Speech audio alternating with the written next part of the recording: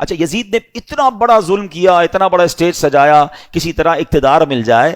اقتدار ملا کتنا؟ یزید جو ہے اقتدار میں 3 برس 6 ماہ رہ سکا، بس 3.5 سال اسے اقتدار ملا، اور پھر اس کو کس طرح 39 سال کی عمر میں مر گیا، 39 ایئرز کی ایج میں. کیا عمر ہوتی ہے یہ؟ لیکن بڑی بری عادتیں تھیں، شراب کا عادی تھا، بدکاری کا عادی تھا. ایک رومی لڑکی سے اس کو عشق ہو گیا.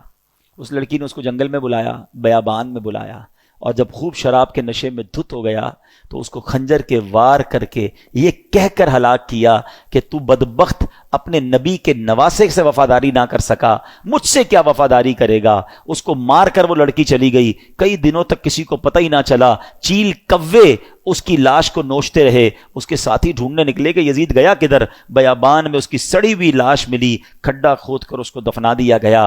یہ انجام ہوا ان ظالموں کا. ایک یزید کے بعد سب سے بڑا جو یوں سمجھیے کہ کوفہ کا جو گورنر تھا نا، وہ بڑا مجرم تھا. اس کا نام تھا ابن زیاد. ابن زیاد کی بھی آپ دیکھیں اللہ پاک کی، کہتے ہیں نا اللہ اپنی قدرت کے نظارے کیسے دکھاتا ہے. 10 محرم ہی کا دن تھا، 6 برس بعد 10 محرم کے دن ابن زیاد انتہائی ذلت کے ساتھ مارا گیا، اور اس کی لاش کو، اس کا سر کٹوا کر کوفہ میں مختار ثقفی کو بھجوایا گیا. یہ وہی محل تھا جہاں امام حسین کے سر انور کو لایا گیا تھا. ٹھیک 6 سال بعد ابن زیاد کے سر کو لایا گیا. اب اس کا جب سر رکھا گیا تو ایک بڑا سا سانپ آیا اور اس کے سر کے اندر داخل ہو گیا. پورے محل کے لوگ ڈر گئے، کبھی آنکھوں میں جاتا، کبھی ناک میں جاتا. تو میرے پیارے اسلامی بھائیوں، یہ واقعات ان یزیدیوں کا انجام ہمیں بتاتا ہے کہ ظلم جو ہے نا وہ زیادہ دیر نہیں چلتا ہے. اگر دنیا میں آج بھی کوئی ظلم کر رہا ہے، کسی کا مال دبایا ہوا ہے، کسی کا حق دبایا ہوا ہے، کسی کی زمین پہ قبضہ کیا ہوا ہے، کسی کو ویسے ہی ڈرا رہا ہے، وہ یہ نہ سمجھے کہ یہ پائیدار ہے. ظالم کا انجام جو ہے نا وہ بڑا ہی عبرتناک ہوتا ہے. پھر دنیا تماشا دیکھتی ہے، اور مظلوم جو ہے اللہ اسے ترقی دیتا ہے.